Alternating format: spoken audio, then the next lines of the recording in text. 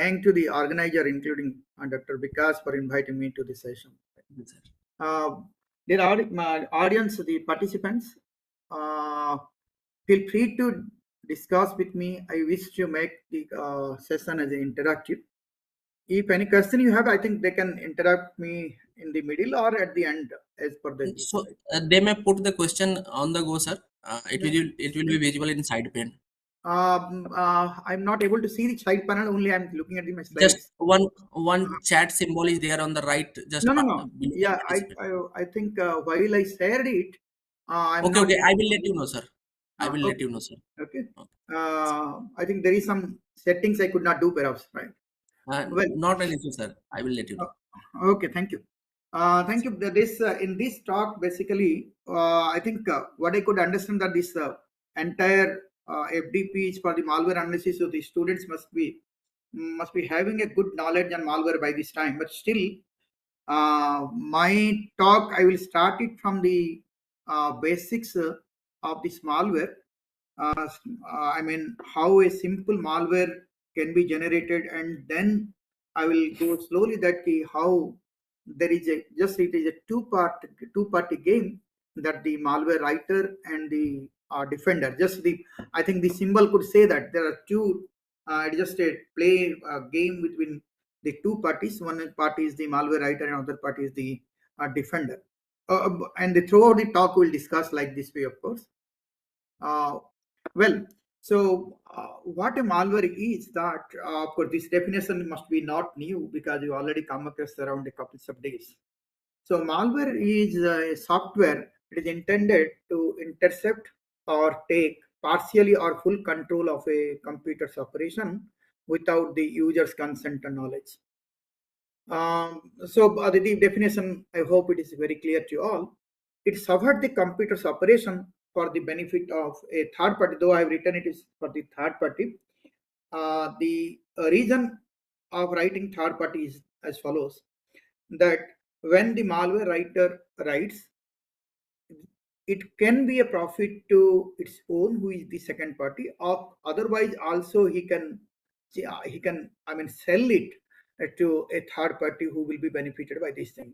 Therefore, we wrote it that it is the benefit of the third party. Looking at the definition from the NIST, National Institute of Standard Technology, a standard definition, that malware is a program that is inserted into a system, usually covertly, with the intent of compromising the basic security services, including confidentiality, integrity, or availability of the victim's data, application, or operating system resources. Of course, not only that, the malware can happen that it is not compromising the confidentiality, integrity, or availability of the service. It could annoy the victim too. As an example, that you are having almost always everybody is having this unnecessarily advertisements in your laptops or in your mobile phones. So this is also called as a type of malware, what we call the hardware. So malware covers all kinds of intruder software. It includes by its nature or by its activities or by its propagation characteristics. We divide or we call it in different names like viruses, worms, backdoor, rootkit, Trojan horses, steelware, spywares, and so on, so specific. So these, as I told you, that these terms have more specific meanings, and we call it by accordingly to its characteristics. Well, I'll start it from the evolution of the malware. If you look at this, around in 1980, where the first malware is generated, and it is a virus which is called the L-cloned, and in 1993, 82, and 83. This virus, if you look at it, is not having any, it is not compromising the security services of your machine, but it just after a certain interval of time, it sings a song. So it just the virus at that time, it is just to create a fun. And similarly, 1988, of course, if you look at the history, the first worm which is given, which is, introduced, you can say, by Maurice.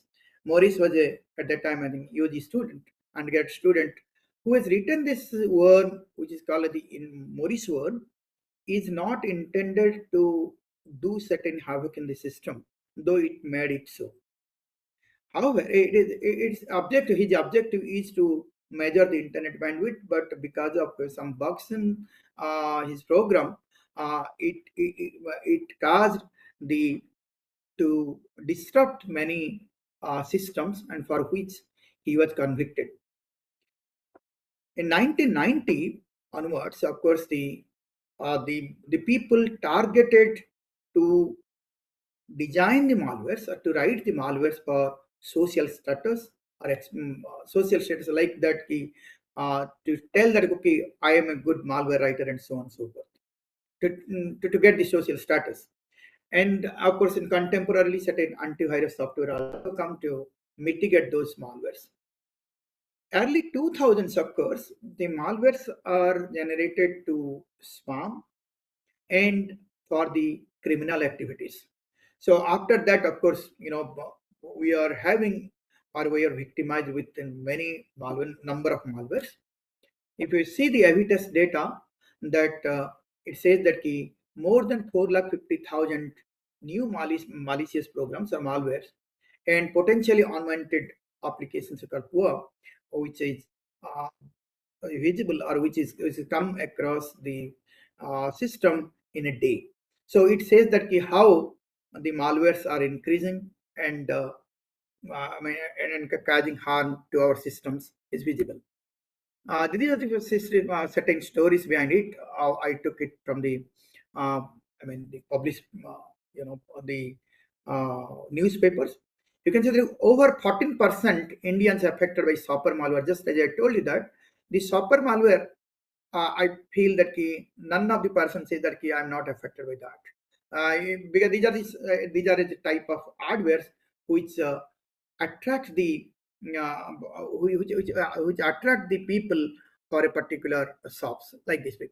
So it is a new Trojan applications boosting popular shopping app rating and installations and spreading arts that annoy the users. So it is not compromising your basic security services, but it annoy the users. That's what I told. What could be a characteristics of a malware? And you see that in 2023, 8 government entities hit by the information stealing malware. In recent, if you see in October 2nd, 2024, an unidentified hacker breached the ITD, the Information Technology Development Agency's server, which caused around 186 government websites to go offline for nearly 5 days. But not 5 days, around 2 to 3 days. So India records over 300 million cases of malware attack per day as reported in 2023. And 2025, of course, it has boosted again more than that. So let's see that what a malware can do. The question could be in a reverse, that what a malware cannot do in these days. A malware can do any type of harms nowadays. It's starting from the stealing the personal information, dealing files, click frauds, steal the software serial numbers, to launch distributed of denial of service, to spread spams, to track the user's activity, spywares, to commit frauds such as identity theft, and so on and so forth.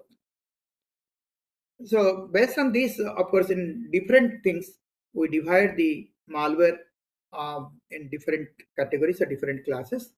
Like by looking at its types, that how it propagates and how it behaves, we divide into various categories like viruses, Trojan, spywares, worm, hardware, and ransomware.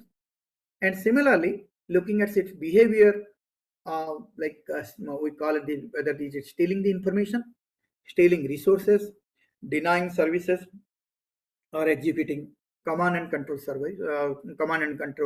server. Similarly, by accordingly the privileges, we divide the malware as whether it is in user mode, it could be in the kernel mode, it could be in hypervisor mode, it could be even in the hardware too. So I'll start it from very simple structure of a particular malware, that is virus. Then I'll give you a flavor of the worm. Then we'll go a little forward in the trends. If you look at this example, that how the virus could be, just as virus structure could be, as I written here, that yeah, let me start it from the right side where I written the main. If you look at this, it infect the executable. This is the first topic, and then so see that infect executable in the sense it chooses a file randomly from your machine that I wrote it that get randomly executable file. Then it checks that if the first line of file is this, then nothing to be done. Go to loop, and otherwise it prepend the virus entire things into that executable code, which is chosen by this. Hope it is understood. Very simple thing, right? Now, next is that if trigger pulled, do the damage. So it is just propagating in this phase, and if some trigger pulled, it do damage. Whatever damage is to be done. Let's say as an example that delete and all the programs in that directory or so on and so forth. Right? Okay, that the things. So then the trigger pulled return true if some condition hold. What is the trigger pull? If some conditions like say if I say that key if the date is equal to 30th September. So this damage could occur only at the 30th September, and before that, what is doing? It is infecting the other other uh, other executable codes. Hope the idea is clear. Now see that there is a simple question: why I have written this? First line of file is equal to this. If you don't write this, what will happen? This the answer is very simple. That if you don't write it, if I am just, you can see here that uh, file is equal to get random executable file. So randomly I'm picking up a particular file. So there is a probability that if, even if a particular file is infected already, then I'm getting it. So what happens once a file is infected? When I append this, you can see the prepend to file. This file length of that file gets increased. Again, by increasing and increasing, what happens? That the length of file gets increased, but there is no extra benefit to the attacker. Other than that, one can easily understand that, oh, my file was previously it is for 448 KB, now it is changed to 1000 KB, so it might have infected by virus. I could understand. To just restrict it, what we do is that we first check that whether the file is already infected or not. If it is already infected, no need for reinfecting, just leave it out. So we are writing, then go to loop. Otherwise, we are doing so. I hope the idea is clear.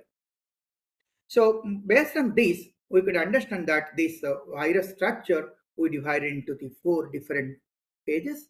First phase, as I just told you, that the propagation phase.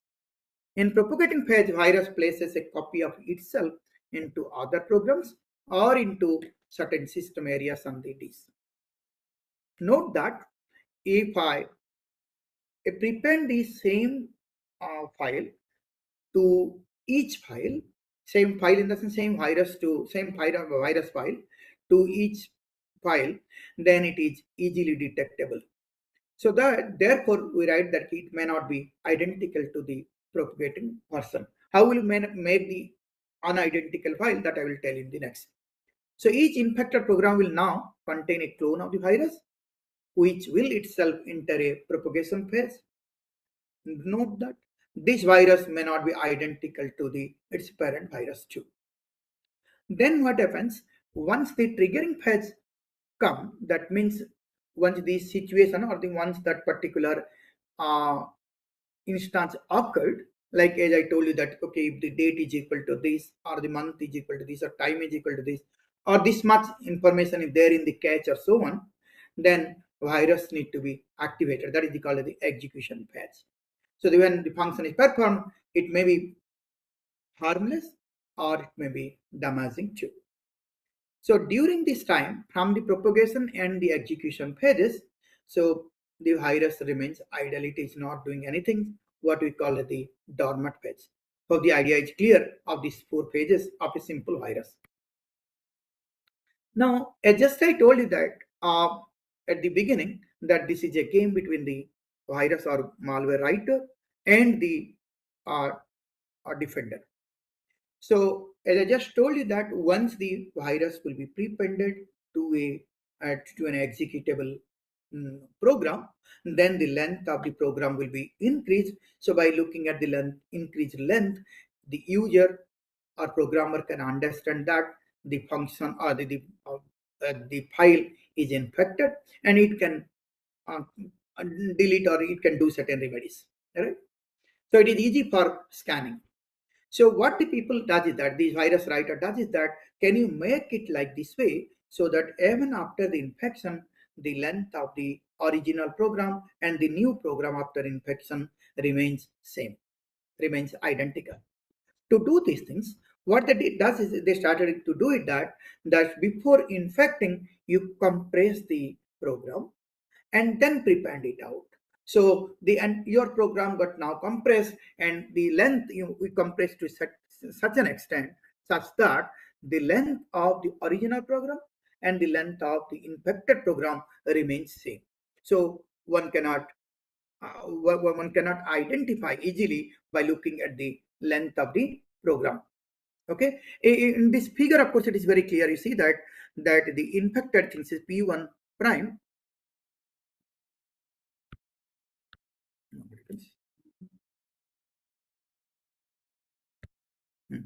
You see that your P1 prime with this compressed virus, and the new is your P2. You can see it here. Then when you are doing it, infecting it, I decompress it, it becomes my file, and I took this becomes my P1. Now this P2, I compress it to this P2 prime, and this compressed virus is appended now. So this length and this length remains same. Hope the idea is clear. So the simple way of identifying the virus by looking at the length is not feasible with this virus. So then, of course, the people started that thing. If the same thing, same program or same virus is copied or propagated to different and different programs, it is easily understandable. So I can find the pattern, and looking at that pattern or looking at that particular compressed virus, I can understand that it is this type of virus, and I can take this remedy, or your virus scanner will take care of that. So therefore, now the different the malware writer, what they do is that they started the writing the malwares of different types, which is called the metamorphic and polymorphic. In metamorphic, what they did is see that the patterns. Let's say this is the things A, B, C, D, E, the set of instructions, and when they propagate to the generation n plus one, from the n to n plus one, the virus code is just changed it. You can see the things. It is now the D, C, B, A, and so D, C, A, E, B, and so on. So this is called the metamorphic type. So in each occurrence of the, the virus propagations, the pattern got changed. Of course, beside that, you can add some other type of instructions so that the objective of the virus will not be changed, but the patterns will be changed. As an example, you are in these viruses, there is nothing such a variable is used as x, and I'm writing that x is equal to 7, and so on, so forth. So it does not hamper to your virus, but it creates a confusion and it changes your pattern too. Then the people started the polymorphic viruses, where rather than doing such changing of the uh, sequence of instructions or adding some filler or no use of instructions, what they did is that they, in each occurrences of the time, they take the virus code and encrypt with a random key. So you see here, now that the encrypted code will be propagated with this random key to the other program.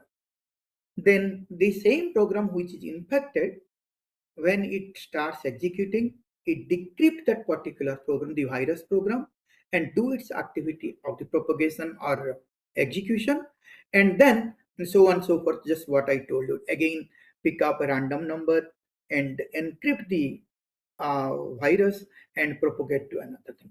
So for each occurrence of propagation, it generates a random key and encrypt it and propagate it. So this clearly indicates that that if I encrypt with a different key, my ciphertext will be different, and that's just like that. So each and every occurrence of the time, the virus is changed. Now, because it is encrypted, this code, the pattern is entirely changed. So so in this case, of course, how to avoid, how to detect it. So the defender, what they did is they started that. See that when I'm written no. So in the you see that the decryption layer is there. So each and every occurrence of time, I'm picking up a random key. I'm picking up a random key, and there is a you can see the decryption layer, which is my decryption code. So the decryption code will be same for each. So this gives a clue to identify the virus. So the idea is clear now.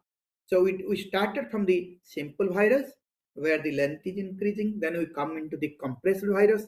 Then we discussed about how to change the pattern in each propagation. So we discussed the metamorphic, and then we see that again changing it very different way, that is the polymorphic, by encrypting the virus at each and every propagation pages. So these are the different types of viruses we discussed it. Hope the idea is clear, right? Well, now I will go to the another type of malware, that is the worm. So if you look at this virus, what I told you at the beginning, that when the infected program is executed, only the virus starts it propagating. That means the virus is parasitic in nature. It cannot execute by itself. It requires a program to be executed where the virus is inside. So on the contrary, worm is a self-replicating malware that does not require any host program. So a worm usually exploits a security flaw in some software in our computer. It immediately starts searching for other computers to infect and performs its job. So thus it clearly indicates that it is a self-replicating malware and it does not require any host. It is not parasitic in nature. It propagates a fully working version of itself. Now we'll see that, as I told you, that the Moorish worm, which is in the 1989. So that virus, that worm, you see how it is happening. So as I told you that this is by worm. What it is that it identifies the target machines, continuously scan the network for Unix-based machines, and choose an infection method. Choose an infection method in the sense it checks it out. Now the worms also doing like this way. It checks into your, or what you call the reconnaissance page or probing page. It checks that what are the ports open in your machine, and whether those ports or those services are having certain flaws. Just like that, Morris worm exploited certain flaws in certain ports or certain services. Like it checks that if your machine is using the finger service, that means the finger service is enabled. If finger is having a function called the gets, you must be knowing. So in gets function, of course, it is prone to the buffer overflow attack. So by looking at this buffer overflow vulnerability, they exploit these things. And it checks that if the send mail service is available. That send mail service, actually in the debug mode it works. Then you can exploit that to execute the commands in remotely. Similarly, if machine trusts an infected machines, like the RSS remote shell commands, and try to break the passwords using the dictionary attacks, and once it happens, it uh, enters into your system. Then copy the, once it entered into the system, then copy the worm to the target systems, just like this. Just it is the scanning phase. I scanned it and I could find out the key certain services are already open, and exploit that service and probe it out. And once it is done, then what happens? This machine requests it and it transfer the worm copy to this. So in fact, the target, copy the worm to the target system, execute it to start the self-replications, and it does perform the same jobs and so on and so forth. So reinfect the same system to ensure the survival, consume system resources due to excessive replication, the system slows down or crashes. This is the main problem what happened in the Maurice one, that it consumed huge system resources, because continuously it is doing that. Even a machine is infected, it is reinfecting by transferring the copy and so on and so forth. So therefore, it created that havoc to so that the many machines got shut down in that age, 1988. Well, hope the idea is clear of this worm also. Okay. Well, so what I will do is that I'll see that now we discussed the two important types of malwares like viruses worms and other malwares. Of course, it is a bit simpler, so I'm not discussing it. I'll go the trend, how at present the malwares are looking like and how the detection mechanisms are there. So I will start it from the Android systems, and if time permits, I will discuss a little bit flavor of the Windows system too. The reason of starting the Android system is that you know that the Android market share is around 71.7%. Of course, now recent identity, it is a 1 year back data. More than 3.3 billion active Android users at present, and interestingly, 96.9% of apps are free in the Google Play Store. And most unfortunate thing is that you can find in the Google Play Store the malware apps too, the apps containing malwares too. So if you look at this, the Kaspersky's report, Android users download malware from Google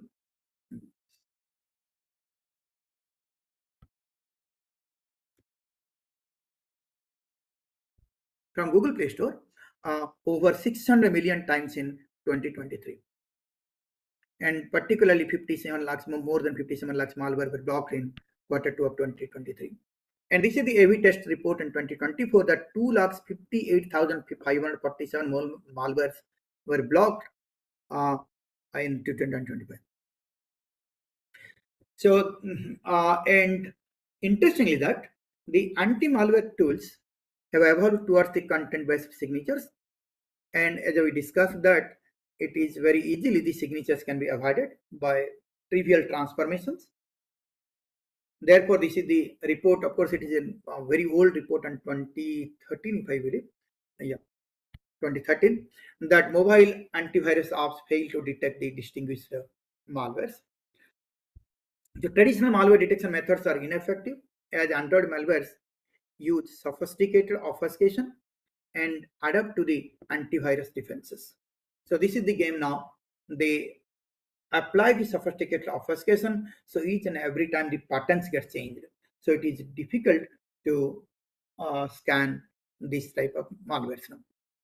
And if you look at this 2023 data, the government's cybersecurity agency, CERTIN, has a warning for all Android users, right? That the malwares in Android systems are increasing day by day.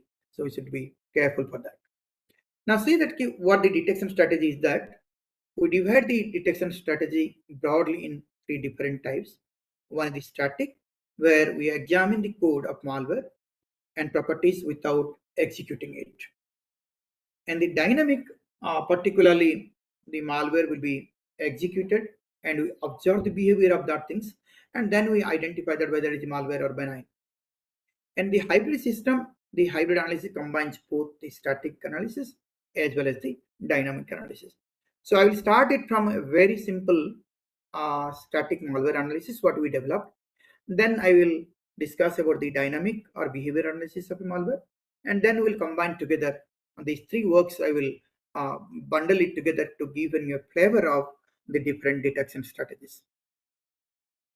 So we started from this, of course, in 2021. We took certain the Android malware datasets and find all the unique features using the Android tool. All the unique features in the sense, all the static features, looking at the codes. And there are 20,000, around 20,000 features are there. And we reduce the number of features by MRMR algorithm, maximum relevance and minimum redundancy algorithms, and we consider 3,637 features and train with a simple ANN artificial neural network and to observe that how it behaves, right? How well we can detect it. So these are things we took the while we studied the uh, static analysis. We studied the permissions and the four different components like activities, receivers like the broadcast, etc., and the services and the content providers. And this is the things what I told you. We selected 3,637 important features, out of which the 319 permissions, activities 2,113, 396 receivers, and 364 services and content provider of 307. We took different data sets what we have, and you can see that we achieved around 98% of accuracy. Then, of course, we are in a doubt that why it is 98%, and after all the recent malwares we could not detect you. The reason we could find out that it could be the reason because of these trends of malware like reflections and the bytecode encryptions, what just we discussed uh, before. Reflection in the sense the obfuscate method calls. So the method calls it is obfuscated, and subsequent encryption of method names, which could defeat all kinds of static analysis. Encryption of methods,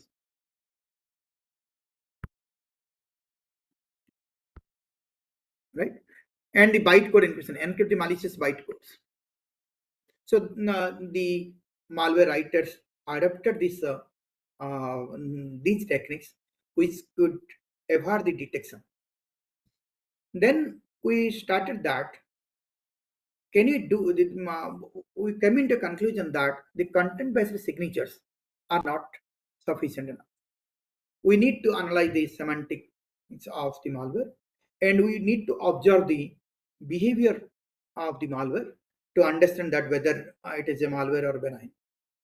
So we started, and we of course we published this in the ICISS 2023, that we took the dynamic analysis like this. We took the Android emulator, and we observed the system calls and the dynamic APIs. System calls, of course, I can understand static, and the dynamic APIs are the dynamic analysis. And then we will give the feature vector generation and predictions whether it is benign or malign. So we took the static analysis as follows: that the system calls, we took the pool of APKs. Of course, we took the virus total, which is an interesting subset to identify that whether it is a malware or not. If you know that if you have the proper level, of course, this is not essentially required. Then we took these things, Android emulator and all the things. Then you find the system calls and the dynamic APIs, and we'll see it here that you took the system calls and embedded it and given it, and then similarly dynamic APIs, and you made it the ngram files and ngram generators. I'll tell you in the next slide, of course. And then we generated the combining features, all right, and to open for identifying that whether it is benign or malign. So we could you could see here that we took the 13,469 of benign from the Android dataset and 1795 from the CIC Malware 2022 datasets. And similarly, we took the 15,536 from the Android dataset, malware dataset, and the CIC malware we could collect 9,803 malware samples from the CIC malware, and combining together, it is around 28,805 Android samples are selected randomly from Android repository, where 13,469 are benign and 15,366 are 36 are malware, and so on and so forth for the CIC malware. Then you could check it that the MDL droid achieves precision accuracy of 99.23%, which is an interesting result here. But still, though we could do it from this dynamic analysis, but we could understand that the certain malwares could not be identified still. Then, and we could find that what is the time to detect. We divided the APK files in different, I consider different ranges of its APK sizes, like 1K to 100K, 100K to 1 MB, and 1 MB to 72 MB. And we could find that the time for detecting, of course, the time is coming around 0.5 second to 1.4 seconds too. Then what we did is that we thought that now we can do the hybrid analysis, that by taking the both the static and the dynamic. So we took the static, of course, and the dynamic APIs, and extracted the features by constructing the Markov image of both the static features as well as the dynamic features, and then we classified it. So we did it like this way. We took this, we take the static code, and in the manifest.xml file, we take the dex file, and from the dex file, we find this code as the opcodes and operands, and from the opcodes and operands, we will do like this way. You can see that the opcode and what is the probability and the frequency counts, and we write like this way, and we generated the Markov image. And similarly, for the dynamic API extractions, we install the Android app into the emulator, and then push the data server into the emulator. Then we use span function to start the message to find applications and process ID for checking that particular process, and create a FIDA sessions using attached process ID, hook JavaScript which monitors selected API during the application execution, and you could find like this the dynamic APIs. So these are the dynamic APIs, and the number of the APIs are called like this way, and so on and so forth. And exactly in the similar fashions, you can see that the API 14 and API 1 frequency count is 1, and accordingly that we created this Markov image. Once we created the Markov image, this is of course you use some ML techniques with using the multimodal autoencoder, and will given to the convolution neural network to identify whether it is benign or malign. So we could see that again we could get an interesting result around 99.52% of accuracy. But still, what is it that this 99 saying is not the interesting, of course. We are not targeting the 100. Actually, what happens is that the new malware families, when it generates, which is where the code is obfuscated, and they are using nowadays the AI techniques to build these malwares, which is really difficult to find or to identify the malware. That I will tell in the at the end, of course, that the challenge at present to identify the malware. So then what we did is that we want that can we generate certain backdoors, and we'll see that whether the virus scanners like virus total, which is actually a framework which is containing many virus scanner, can it identify that. So for this, what we did is that we took a genuine app, like what we written that Android app. Then we took the Metasploit module, the MS Venom, and to inject some what is this, the malicious operations, right? So both the things we reverse engineered it, and so we'll get the manifested XML and Smiley files, and the from the payload, the we want to poison it out, so we'll find the manifested XML, and this infect this permission, some permission, the malicious permission to your original. Similarly, modify the original main activity Smiley file with this Smiley file, which is your original. Then binding the process of original APK, recompile original APK. So sign and sign, so that you can place it in the Google Play Store. So then once you place this your app here, then we need to social engineering to deliver the obfuscate application to victim phones. I say that okay, my app is doing so and so forth, and can you do it out? And then you tested it out that while doing it out, what you will do, this will connect to the attacker on this in the port, and my server is here, which will be connecting to this. So now it is done. So this is just a backdoor. So we generated around 1700 obfuscated backdoors, and to understand that whether how many are uh, identified by virus scanner. And unfortunately, of course, we could see that I think data is not here. We could see that around more than 80% of the sophisticated malware are not identified by even the virus scanner. I think this is the things what we did in the what we given to the Ministry of Home Affairs at BPRD, that we developed one app here. So this app, what it will do that it will check once you install this app, it will check that all the apps installed in your mobile and and guide you whether a particular app is benign or malicious, malign. So what we did is that we created a very simple mechanism there. In a, I mean, a bloom filter, two bloom filters. One is for the benign and other for the malign.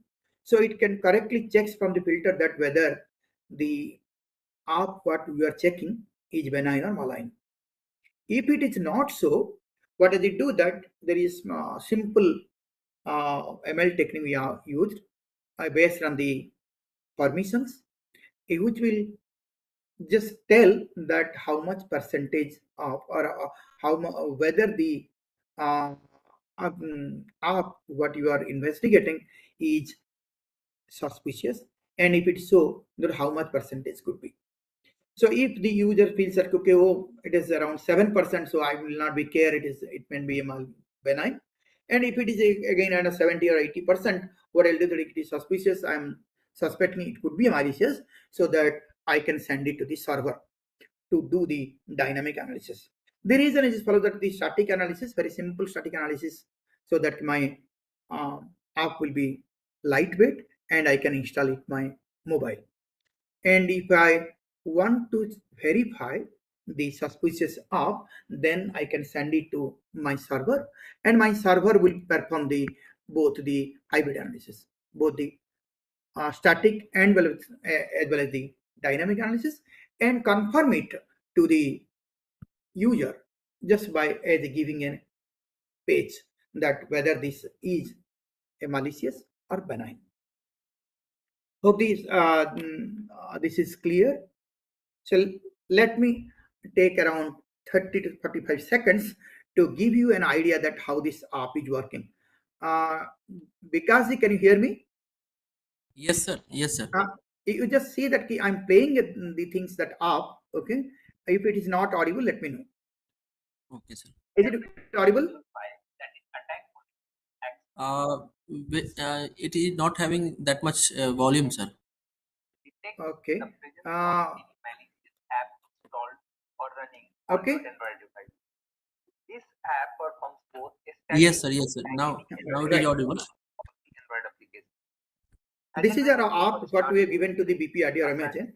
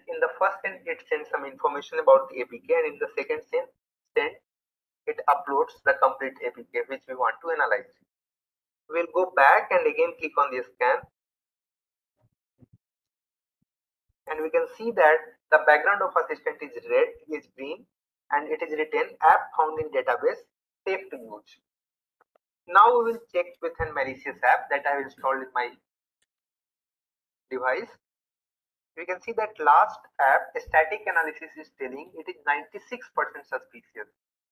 So we will send it to the server. We'll make a second send.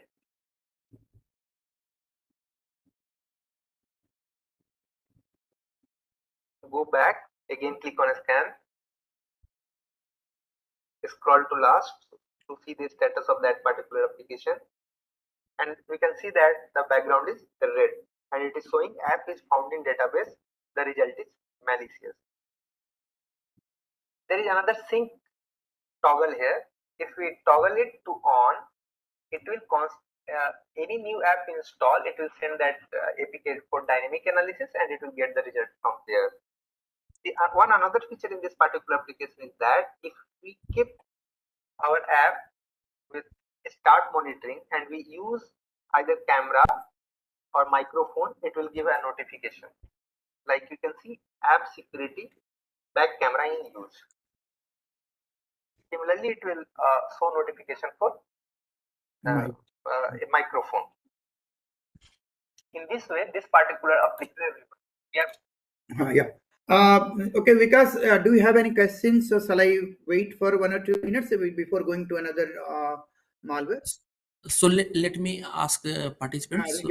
Yeah, sure. So participants, if you have any question till now, you may just put it in the chat box so that sir will address it, and then we'll continue And then with I'll the. go for the next, right? If any questions, please. So, any question from your side, participants? No questions? Not yet, sir. Not yet, right? So, No, sir. well, okay.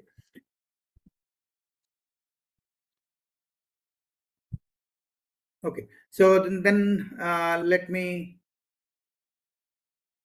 move over. So could you see my slides now? Yes, sir. It is visible. Okay. Okay, then so just like let me move it to the another type of a special type of malware, right? Now it is scary malware, of course, the ransomware. Many times we see it out the impact of the ransomware. Even in the recently, this is of course a 1 year back. What I'm showing the things information that ITDA server, which caused around 186 government websites to go offline for around 3 days more time. So what they do is that the ransomware, what does it do is that it will lock your computer or encrypt all the data so that you cannot use it. And they ask some ransom amount. Once you give it, only they will give your data, or they decrypt your data, otherwise not. Otherwise they threaten it to give it to the dark web or something else, right? So these like ransomwares are now very common. This is the report I collected that the largest ransomware ever paid, Fortune's 50 co-pays, unprecedented $75 million loss in August 2024. So this says that how it happens, right? If you look at the ransomware statistics, it is projected that by 2031, the ransomware attack will occur every 2 seconds. An organization with over $5 billion in revenue experienced a 67% attack rate, and 59% of organizations were hit by ransomware in 2023, with a global average of 4,000 attacks daily. Note that the 93% of ransomware is accounted by Windows-based executables. And this says that how notorious such attacks could be. Let's see that what we did is that you see that once the ransomware is already attacked, that it is in the execution stage, that is already your files are already encrypted and is asking some ransom amount, it is not something to be done. Either you have to give that ransom amount to get your files decrypted. Note that even by giving that amount, it is not ensured that you will get those files. The reason is that you are not knowing that attackers, and the attacker is anonymously and asking money to the accounts, like using the cryptocurrency where it is anonymous, like Bitcoin, etc. So you cannot identify or you cannot trace the attacker through. So what we started that we thought that can we identify the ransomware at the early stage? That means before its execution stages. So what we did is that in our research, we divided the ransomware stages into 4 different stages. We named it the initial stage, pre-operational stage, operational stage, and the execution or damage stage, or we call it the final stage. So, and our target is that can we identify this ransomware before this damage stage or before the last stage? So that was our target. So we took the ransomware data and divided the life cycle into different stages and mapped with the mid-tray ITT and CK tactics and techniques, then to identify that at what stage the ransomware is and which stage a particular ransomware can be identified by our software, by our detection mechanisms. And we got very interesting result, which is appreciated by even the editor too, what we published recently in the last year. So you see here that in the initial stage, we divided the first life cycle of the ransomware as the reconnaissance, at which stage the attacker is gathering the information of the target. And the pre-operational stage, it is inside the means you can say the lateral movement. I mean, it is already propagated to your machines and started to execute to escalate the privilege and connect to the command and control server and so on and so forth. And the third stage, it hacks your credentials and started encrypting your files and the final stage, of course, it asks the ransom amount to you. So what we did is that we divided into these 4 different stages, and similarly we took the ransomware dataset, use Genomation emulator and FIDA framework to monitor the permissions as well as the APIs invoked, then applied pruning techniques to retain only useful features, and we selected 394 important features, out of which 218 API calls and 176 permissions. And these features are used to construct the feature vectors. Then, of course, we identify that whether it is could be a benign, malign, or ransomware. We From these features we extracted the semantic feature. From these key features we extracted the semantic features. The reason of finding the semantic features is that at the second phase, the early stage detector, we took the mid-tray TTNCK dataset and we tuned the bot model with this. So this data and these semantic features are these key features are not having any much relationship by the text. So what we do is that we converted using the semantic database to the semantic features, which from this, of course, we can identify these features are correlated and we can understand whether it is matching to the ransomware or benign. And if it is matching, then in which stage it is to. So this is the things what we did is that we took the mid-rate data set, which is having this, you can find it from the site that this is the ID and this is the techniques, that system information discovery, and this is the descriptions we obtained from the same data set, and this is the tactics. So we given it to the input and we created a model, right? And by given to the bot model, and then we identified that which stage is it. And in the previous slide, I already told you from this semantic database, we will get these semantic features. So because this model is already trained, you can say that trained and tuned, so that by giving this information, it can say that in which stage is it. Interestingly, we got very interesting result, of course. We took the 2 different data sets of the Aldroid and the CCS CIC 2020 dataset, and we find it out that you can see that in each stage we took the number of samples and the number of samples identified at which stage. You can see that majority of these we could find it out in the pre-operational stages. So this is the uh, contribution of this work, that majority of the ransomware we could identify at these pre-operational stages. So these are things what I said here. This 4,935 out of 5,800, 5,926 we could identify here in the pre-operational stages. So these are things, and then we find it out that what is the time taken to identify the ransomware at which stage we find it out, and it is not, much time. It is around 1 to 2.5 seconds. We could identify at what stage is it. Hope the idea is clear. And this is our implementation, of course, and we could understand this. We took these things that we took a emulator and ransomware from the charger family of ransomware. We could see that in first it is nothing, and second and in third way it is showing that this is in this stage and it has stopped it. Do you want to uninstall this app? It is saying that it is a ransomware and it is identified in these stages. Whether the idea is making sense? Okay.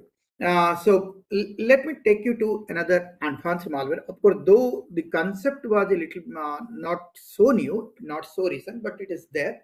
But now people are attacking in a different way, because many times your malware is in the file and your virus scanner will scan it the entire file. You will see that in your message you have the virus scanner. What does it do?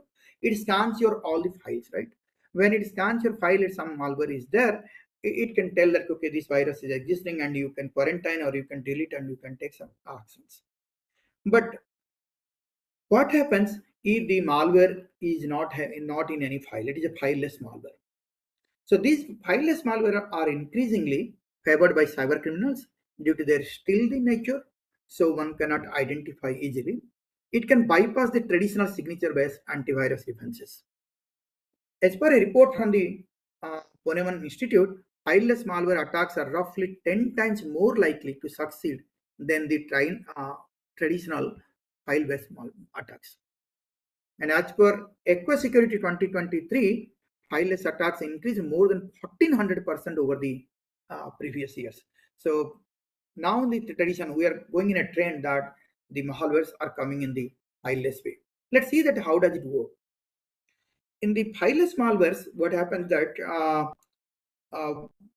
the attacker tricks the user or the target in different ways by writing certain phishing or spear phishing emails, or when you are there in a website and maybe there is a Trojan, it looks legitimate. When you click it, that the fileless malware could come into your message like this way. User clicks on the link in the spam emails or in a particular site. Then your website loads the flash and triggers the exploit. Now during this exploit, the shell code launches the PowerShell. The PowerShell is the trusted program in your Windows, so that when it runs, then your virus scanner will not have any um, any confusion or any suspect that it is something else, because these are the trusted softwares, right? So from this, when it hooks your script, and executables will come and it is in your RAM. Then it is auto start the registry created to invoke the PS and command lines, and it starts its executions. So here you see that this malware is not copied to anywhere in your file, but it is in the memory only, in your memory only. So how it could happen then to, again, just like the ransomware what we discussed in the previous slide, to check it or to detect the fileless malware is a challenging task. So in the similar fashions, we took this life cycle of the fileless malwares, and then we divided into different stages. We named these stages similar, but a little bit different tactics, of course, at these different stages. You can see initial stage, of course, it is the same, the reconnaissance and initial access, and the pre-operation stage it executes and persist and privilege escalations, and in operation stages it what it does is that defends the evasion. So the techniques you have, it defends it out and does the lateral movement, and final stage, of course, it exfiltrate it. So we divided like this way the entire life cycle of the fileless malware. Then again we started how we can detect it, and similarly we divided the mechanism in two different phases. One we call the feature explainer, and other phase is the early stage detectors. In feature explainer, what we do is that we do it in a different way. That in our, if you install our software, it will observe the memory and takes and observe that what are the processes are running, and if it found from some suspicious process, it adds into queue. And once I find the suspicious software, then perform the memory acquisition, that gather the memory data for corresponding to that suspicious process. Then from that, we extract the features. I will tell you in the next slides that what features are there. And then, of course, we given it to the LLM model to make it feature explanation, to find the feature explanations, and then given to the early stage detectors. This paper, of course, is published recently in Computer Security. So these are the things what we did it, that we check that if a particular process is suspicious by taking the parent-child process relationships and say that okay, a process is having some different name which is not supposed to be, or a process is running for a longer time, or it is using or it is asking certain what you can say privileged by attempting to check some privileged files, and so on so forth, and test the execution path, monitor the sensitivity registry keys, and identify code injection attempts, recognizing the sign of process following and suspicious network activities. Just let me tell you what I identified: the suspicious process ID, and do perform the memory acquisitions, take that memory snapshot, and we just performed wrote a custom plugin in Python program to extract the features like this way command line. So we took a particular OLX fileless malware and we find on a command line this is existing, and then similarly registry value, it is doing this, so which is mentioned here, and then the process injections, it is white protection, page execute, read write for DDL host exe, then the communication, it is using these things what we extracted from this plugin. So this we will give it to the LLM model, which will explain it that what this actually performing. So you could find it out that this is corresponding to this, that this DLL host exe is a system file for hosting DLL on Windows system, which is running from suspicious path. Similarly, X subject and read registry value and so on and so forth, we are getting it out from the LLM model, these explanatory features. So once you take it out from these explanations, then of course we'll give it to the our early stage detector, which you can see it here, that you have the extracted features, then these are the explanations, and we have given these explanations to this model, and we will give these token probabilities. And by taking this out, what we will give the early stage detector, as I showed you here, this is the input property, this token is given to this, and we build this early stage detector from the mid-rate TTNCK. This is my technique, what I showed you in the ransomware too. And this is the malicious behavior description, and this is the tactics. So this I will give it to the input, which it will be pre-processed in this, and after that it will give the different stage, in which stage this malware is, or this fileless malware is. So I trained model early stage detector, and when I give this data, what this token is coming, and it will give me that in which stage this fileless malware stage is. Of course, we did it, and it gives a interesting result too. We could find that we can see that in operational pre-operational stage 2978 samples could have detected by our mechanisms in pre-operational, and operational stage 1378. Unfortunately, we could not detect, our mechanism could not detect 159 fileless malware, even though we compared it with this interesting result of Ahmed et al. That which is failed to detect 141, we could not 159, which is a defect of our things. We are in, still we are working on it. However, this mechanism at the final stage could find out 4885, what we already find out in this stage. So that is our you can say that key advantage of our mechanisms. Well, so this is the things that the true positive, true negative, false positive, false negative at each stage, and this is the things what we developed, the malwares, etc.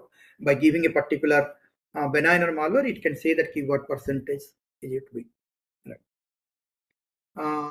Hope I'm on the way now that we discussed I started from the different types of malware, different types of detection in Android system, and I discussed that how the trends in the recent malwares or the advanced malware could be detected by different mechanisms. Also, I discussed as the ransomware detection and the fileless malware detection.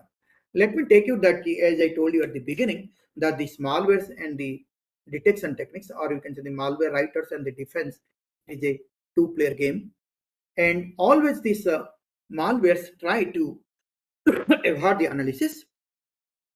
The primary objective is to remain it to be undetected, that is avoid the analysis and avoid the detections. So for this, they always try to do the code obfuscation, metamorphism we discussed, and similarly polymorphism what we discussed for avoiding detections. And for avoiding analysis, they perform the privilege escalations, so that as just I told you that during the fileless malware, it is injected into this into the trusted services like say WMI or PowerShells, and then interestingly also they check that, because most often we take the malware and run it for the dynamic analysis or behavior analysis, and we run it in the sandbox environment, in the in a virtual environment. So what does it do with that? It checks the analysis framework, and if it could find that it is analysis framework, it will not show its behavior. It does not show its behavior. As just I told you that certain malware we could not detect it because of the region could be. When once it finds that it is in the uh, sandbox like Kuko sandbox or FIDA server, it does not show its behavior. Then the code injection, already told you that the code will be, and in the fileless malware, what does it do? You hook the malware and it is injected into the PowerShell or WMI. Then nested virtualization, post infection, etc. are the avoiding and analysis techniques for the malware writer. Similarly, always the defenders, of course, to defend, they want to detect it out and see the behavior, predict the behavior, but at the same time they want to be undetected, because once they are detected, the malwares are not showing its proper behavior. So what they do is that they do the avoid detections, and at the same time they protect themselves, protect against the infection, because if your malware defender or a detector mechanism is itself infected, then it cannot do anything, right? So these are the two things. So for protecting itself, it use the guest host model, that use these, just as I told you, the virtual machine and sandboxing mechanisms. And you know that if you do the sandboxing and virtual machine, again, your malwares will not show their behavior. So that is again a game. So what you do that, you have to say that you have to provide such resources so that as to confuse the malware, it cannot understand that it is actual in sandbox, but you are in sandbox. Similarly, does the side chain analysis and volatile memory forensics. For avoiding detection, it analyzes tool to operate hiddenly and see that no footprint and analysis process, drivers, hard-coded hardware, components, register keys, etc. should be means no footprint should be there so that it could be used by the malware.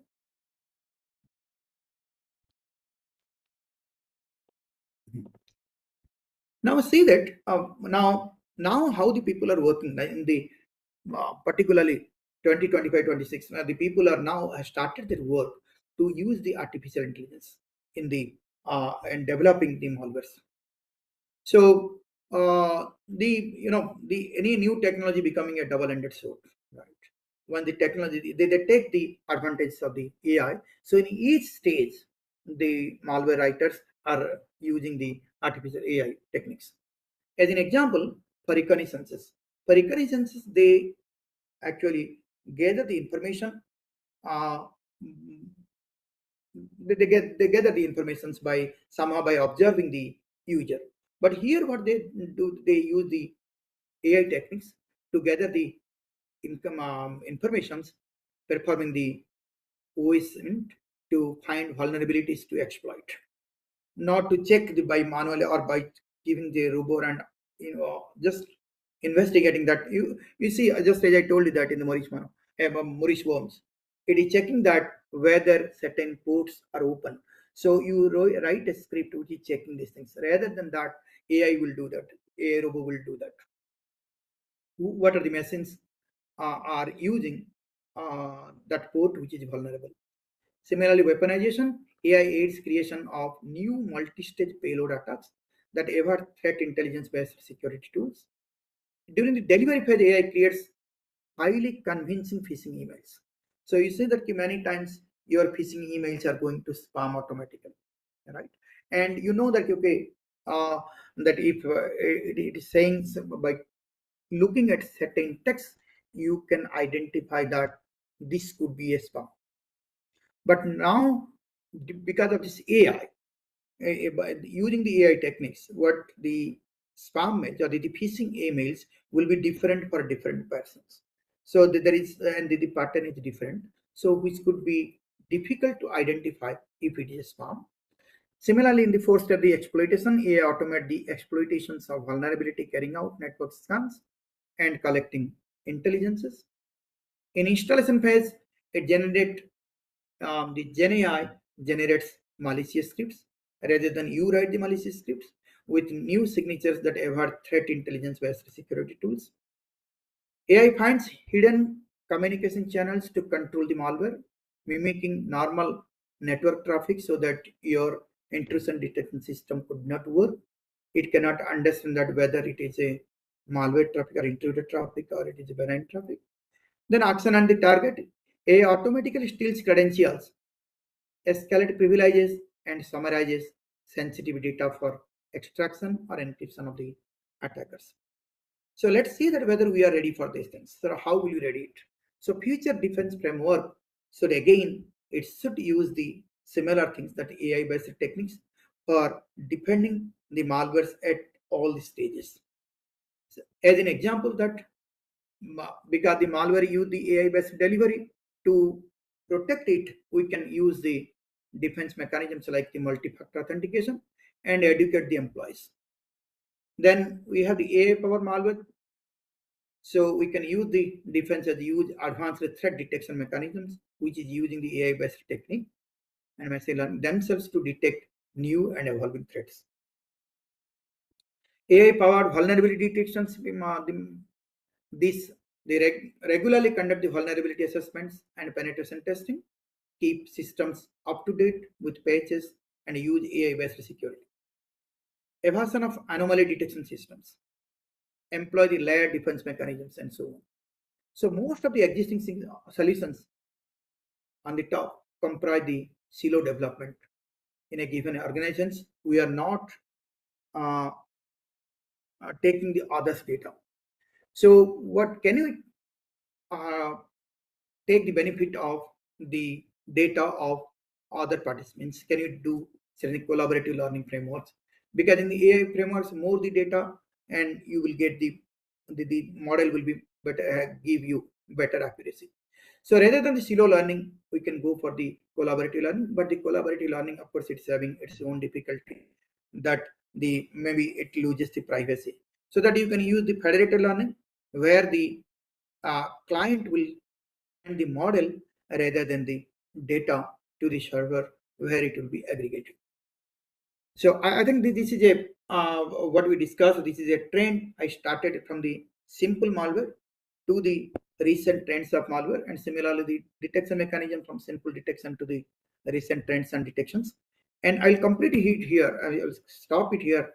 And if you have any questions, I'm happy to answer it out at my level.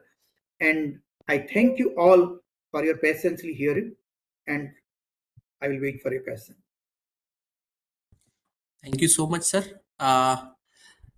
Participants, we are open for questions. Please put your questions, query, or any guidance you want from sir. Yeah, if you have any questions, of course. Sir, I have some questions, sir. Yeah, sure. As I'm also a kind of researcher, so working in the same domain. So I have some question that might be helpful for all the participants that have joined today for this session. So based on your current exposure that you are having in this domain, I would request you to have some guidance on what kind of research or what kind of directions they can or we can have for our research purpose, because many of us who have joined our research scholar from various institutions as well as professor faculties working in this domain. So your suggestion would be very helpful for them. Yeah. It's an interesting question. Of course, you see, by keeping that in mind, in the last one or two slides, I kept it for that purpose. So now also we are working in that. So the current malware actually, they are using the AI techniques in each stages. So can we develop some mechanisms uh, to defend that things? Therefore, what I'm thinking that we will use the AI techniques for defending that things also. As an example, just as I told you, at the yeah, in the different stages, like the reconnaissance stages, the weaponization stages, or delivery stages. At each stages, now the malware writers are using the exploiting AI. As an example, the normal phishing emails nowadays, it is easily detectable, right? If I'm writing that, okay, click this link, all the things. So now the AI-based malware, I mean, the phishings are not like to spamming to all the same mails, right? It is fabricated to few people, like the which is called the spear phishing, right? So that detecting that is really difficult, because the same patterns are not existing in the all the mails. So what we can do is that we need to develop the techniques by exploiting the advancement of the AI techniques, so that we can understand this could be a malware in these stages.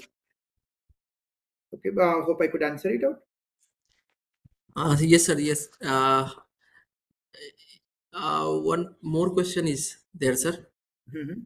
Uh, So basically, as you talked about applying the AI in different stages of the malware execution. Mhm. So the one question might be like, what could be the reliability of the Gen AI based scripting models? Means whatever scripts that we are generating through the Gen AI techniques. So would it be reliable or realistic compared with that actual malware patterns? Actually, it is an interesting, right, question. So your question is that whether I can use the Gen AI for the malware Yes. detection. Is it done? See, uh, yeah, the any advanced technology can be used in both the ways. Right, as the malware writers are using, we can also start using. We can also using it, right? But then we need to test it too, because you see the generative AI, what they are, it is giving, it may or may not work too, right? So we need to have a recheck mechanisms that, right? Okay.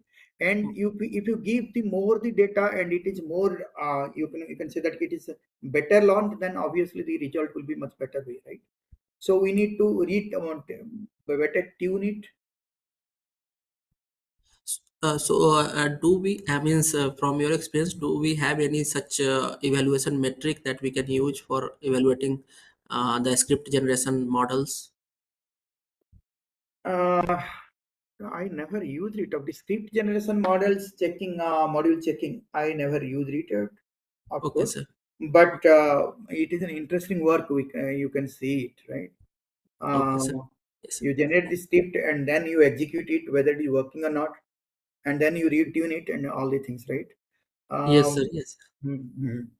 Maybe the correlation might work, sir. There Yeah, correlation. but it Yes. is working. We are working in a different way. Of course, the checking the means we uh, check the, or you convert the code, one hardware language code to the C language and C language to hardware language, to look into that whether it is a Trojan or not. That we are looking it into, but still it is not giving better accuracy. It is giving the accuracy of 32% now. So still Okay. we want to that how can you tune it out? Since Okay, sir. 5 months we are struggling with that. Uh, Yes, sir. uh, of course, I am not a better AI expert, too, to be No, honest. no, sir. No, sir. Your guidance, the experience I'm matters, sir. not a better Whatever. yeah, yeah, I'm not a better AI expert, so that I cannot give proper answer. But we are also doing in that way. That's what I mean. Okay, sir. Okay, sir. Uh, So, sure, we will be exploring that topic by ourselves also. So, sir, as a beginner researcher, what should be the steps we should take to advance our research? That is one question I have got from participants. Suppose I am starting as a research scholar, I mhm. just starting that research in this domain. How we should start carry out this? Uh-huh. So these, of course, any research you do, what we do is that what is the current trend, right? We need to see that what is the recent trend. If I want to do work in the malware detection, I need to check the both the things. What, how the malware writers are writing or incorporating to write a better malware, and the next thing that what the current detection mechanism, to what extent it is coming now. The both the things we need to understand, right? Okay. Yes, So if you need, if you understand both the things, of course, you will get an idea that okay, what should I do? So I need to understand both that the what the recent malwares are doing, what current tech or what the current techniques are they are using, and they are likely to use, of course. And similarly, my detection mechanisms will be also like that way.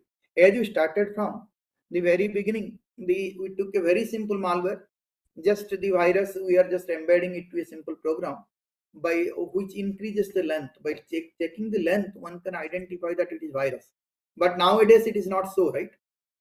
yes, So therefore, I given the topic as the malware trends. Now, how the trends it is starting from the 80s and now where we are. yes, sir. Yeah, it is a very interesting question coming from Sajivan K. Is memory forensic efficient in handling zero-day malware attacks in Android-based? Yeah, I see forensic. Of course, the people, many people ask the questions and they are not using it. See, unless you do the proper forensic, you cannot develop the proper detection mechanisms. So the proper forensic is essential. So means we to know that how that malware is working. So you take it out, forensic it, I mean dissect it, and understand its behavior. Then only you can design a proper detection mechanism. So the idea of forensic is, I would say that it is essential to develop a better detection mechanisms, in my opinion. Sir. I hope I could answer. Somebody asked just name. Sanjeev, Sanjeevan. Sanjeevan. Yes, sir. Sanjeev. Mhm. Uh, there are other questions too, sir. One participant is asking for suggestion regarding data sets that they could start working on. Or Yeah, there are different data sets are there. Many data sets are there. We of course use the CIC malware and Androju. Like this we use, but there are many data sets are there. You can use it, right? And best is that key rather than uh, using. I know that, but don't start it like this way. That is the you have the ordinarily that the features of the malware and then do it. So rather than that, what we suggest that you take the malware, extract the feature and study it. Just like as I told you that you do the forensic. So then you will get an idea that exactly that how the malware is working. Then you can understand the detection mechanisms rather than just I could see some just while I'm reviewing a paper I could see that he's just doing that the feature which is the image feature of the malware which is already there in the data set. From that you cannot understand anything, right? The binary code and image is given to you, and from that you cannot understand how the malware is working. Just this could be a paper, of course, but it will not be an interesting work, I would say. Yes, sir. That I also means observing. Better start with the malware itself. Rate Forensic, means you do try the to. forensic, you Yes, dissect it, yes, sir. you see that how the malware is working. Yes, Of sir. course, it is an interesting word. Sanjeevan told that zero day, zero. Actually, zero day malware. What is zero day? Means it is unless until it is detected, we say that it is zero day. All right. Yes, sir. Yes, sir. So it will be an interesting work, of course, if somebody can do it. Right. So actually, I don't know if you recall, sir. Actually, my PhD thesis was also the last chapter was regarding this 0 day. Few Mm. questions were there, and we had the discussion on that day on this 0 day. Right. Thank you Yes, for sir. remembering. Right. Yes, sir. Yes, sir. I remember all the thing on from that discussion, sir. So one another question is, sir, that which ML or DL algorithms would be more appropriate for malware detection in future research works, and also Oh, tell us which tools are best for malware detection analysis nowadays. yeah, that is, I can think the better AI specialist people can tell. But I'm not believing on the case by taking a particular malware, by particular taking a ML technique, the malware detection will be better. So that's the AI people will do. But being a system people, what the malware does, let us emphasize with this that how the malware behaves, and then apply any detail. But I would believe that now exploit the technology, right, rather than the traditional machine learning approach. Now the AI also improved a lot, right, like this agentic AI, etc., right? So you Yes, sir. can see that can you just we also use the large language models, right? So by just taking the uh, uh, decision tree or support vector machines, better to take such things, right? Explore such things whether we can Yes. improve it. So just like I would also suggest, like rather than going, means AI is just a tool. Try to use it a tool only. Come Yeah, up with yeah, your own framework and logic, what you are trying to achieve, and exactly. And AI take the is, advanced tool. Taking the advanced tool yes, sir. rather than taking for Yes, the, I would say that rather than taking the support workmax and a recent tree, let's go a little bit further and to get the yes, better results. Take the large language models. Can I exploit the agentic AI? So like that we can take it out. What the better AI people can suggest, right? yes, sir. Yes, sir. Right. Yeah. So participants, any more questions? So I hope this discussion has answered a lot more question even without asking it. So, and we hope you all have enjoyed the session, and we are very much thankful for having sir on our FDP. So any more question? Okay, okay. Thank you. So thank you so much, sir, for taking time out of your Okay. busy schedule and having this insightful discussion on this cyber attack and malware defense systems. So we have a good knowledge of this trends, the modern trends in malware, and we hope to see you in future FTPs and workshops on this topic. So Thank I you. would also request, sir, if possible, please share the material so that it can be shared with the participants. That Will would do. be Yeah. helpful for them. Sure. Okay Thank you then. so much. Thank you. Thank you so Thank much, you, sir. participant. Thank you. Good day, Namaskar. sir. Good All day. right. Thank you. Namaskar, Namaskar. sir. Yeah.